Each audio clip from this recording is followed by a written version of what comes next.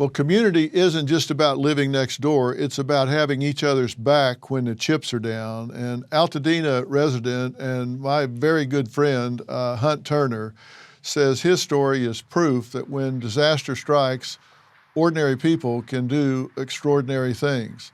And Hunt, thank you so much for taking time to get on here and talk to me. Thanks for having us. I'm glad to be a representative of our community. Well, and what a community it is, too. You guys have been hit. You live in Altadena, and you guys have been hit really hard by these LA fires. And you were evacuated on last Tuesday night, right? About That's 9 correct, o'clock at yeah. night. That's How correct. much warning did you have? We had, they gave you a warning system to let you know that there was pending issues, and then they give you it seemed like about a 30-minute pre-warning, and then you get the call to immediately evacuate. So not quite enough time to get everything, but enough to prepare a little bit. Yeah, and so you went to a friend's house, and then you came back. You were gone during the night, right? And came Correct. back. We had a sleepless night listening to the LA fire scanner, trying to hear where the resources are being deployed to find out how our community was going to be, the next morning. It was a tough night for all of us. Oh man, I can just imagine. And when you got back on your street the next morning at 7 a.m., what did you find? What did you see?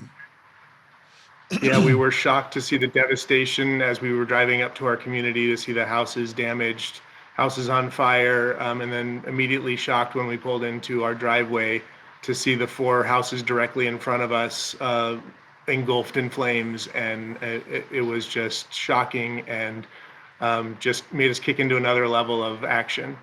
Just right across the street from you. We're seeing pictures now of the houses right across the street from you. And that's got to be like just shocking. Because the last time you saw them, they're just your neighbors' houses across there, and now they're just engulfed in flames. So you guys went into immediate action. Everybody did. What did you start doing? Yeah, we unfortunately had low pressure on our hoses, so we were trying to do what we can with those. One of our neighbors across the street's house was still standing, so we were trying to douse the fire that was going while throwing water on the roof and other parts of the house that was still standing.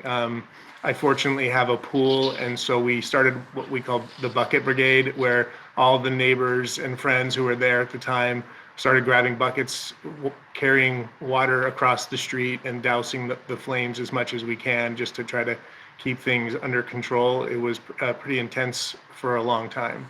Well, it sounds like Little House on the Prairie.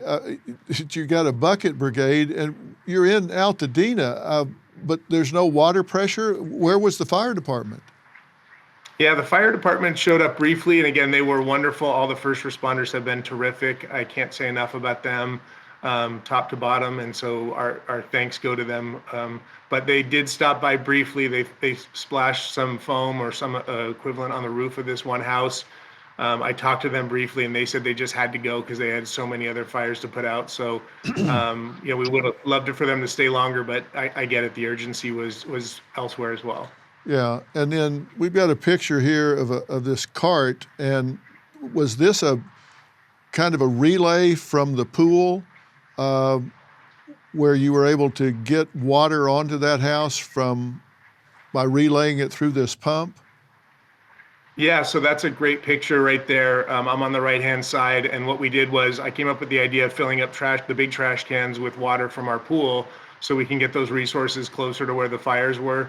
My next door neighbor Nick had the idea of actually bringing in those are water gorillas, so we could have a pump system, but that's about 500 gallons, so we could get up closer to the fires.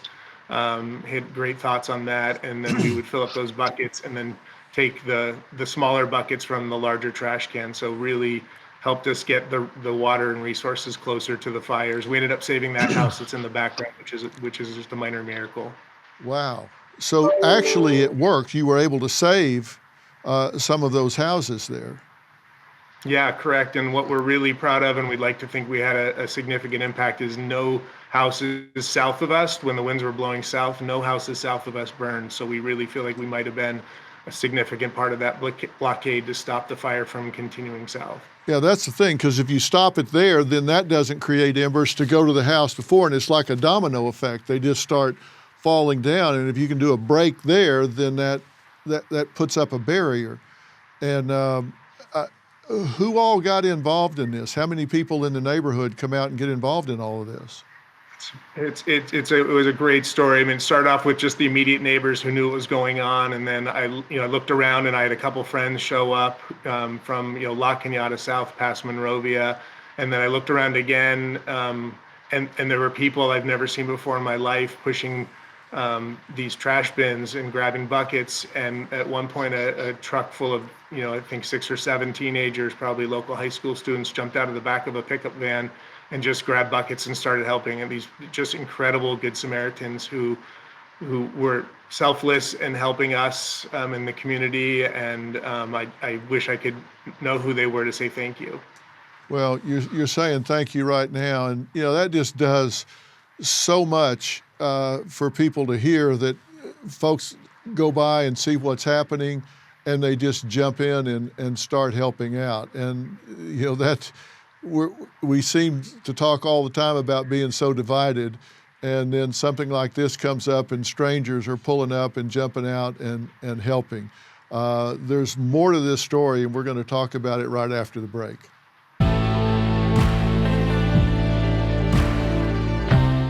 Poor sleep impacts productivity, focus, and energy, making it difficult to tackle daily tasks effectively.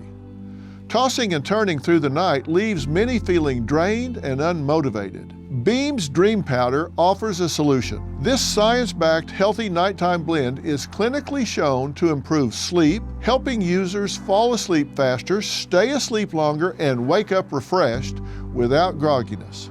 Dream combines powerful all-natural ingredients like reishi, magnesium, L-theanine, apigenin, and melatonin, creating a blend designed for consistent, restful nights. It has become an essential part of nightly routines for those seeking better sleep.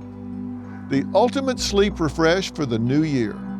Try Beam's best-selling Dream Powder and get up to 40% off for a limited time when you go to shopbeam.com/Dr. Phil and use code Dr. Phil at checkout. That's shopbeam.com/Dr. Phil and use code Dr. Phil for up to 40% off.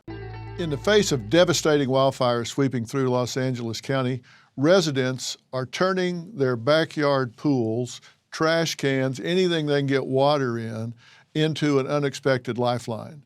Altadena resident and my friend Hunt Turner did just that. And it really became an amazing story, because it started out with some neighbors helping neighbors. Then pretty soon other people started showing up. Then pretty soon people they didn't even know are driving by and see what's going on. And it just kind of restores your faith in human nature. And Hunt, how long did you guys fight these fires before you realized, okay, we kind of got the immediate threat under control? I think we were that night until 10:30 or 11 at night. I think what became clear is as it got dark, you could start to see the burning underneath the kind of surface. And so we stayed longer and just kept dousing anything that was, red and smoldering as much as we could. You just didn't know if the winds were going to pick up. And so everyone was just an incredible effort by all parties. Yeah, and you were saying people started coming by and bringing sandwiches and just any kind of help and support they could. Yeah, everyone was stopping by with food, sandwiches, waters, jumping out of their cars. How can I help? And it was selfless. Everyone was humble. Everyone was willing to pick up, a bucket. I also want to do a shout out to my friends. We had 3 or 4 people going house to house, turning off the gas valves on these houses. You could see the gas valves. And I think last count we stopped 17 or turned off 17 different gas valves at these houses that had burned down in the neighborhood. So that is really important in fire prevention. Wow, I'll say. What percentage of that area, Altadena, was lost to the fires? Yeah, I don't know the exact percentage, but certainly there are blocks where it's 70, 80% destroyed. And these are, as you know, the area, it's just these beautiful 80, 100, 120-year-old homes that just had so much history to them. So it's really heartbreaking. Yeah, it really is. And from what I understand, the whole area was obliterated, and it's just hard work and good grace that you were able to save what you were able to save. Are you back in your home now? No, we are, as your previous guest mentioned, we are on evacuation. We haven't been back into our house for 5 days. And so I think that's great for the looting perspective. Obviously, we'd love to be back in our home to collect some additional belongings, but we're being patient and know it's for the greater good. Yeah. And we're looking at some pictures of the area now, and this is going to be a long and tough dig out, and it's people are just displaced, and there's such a shortage now of housing in LA. There's aren't places for people to go to rent or buy, and it's a difficult thing.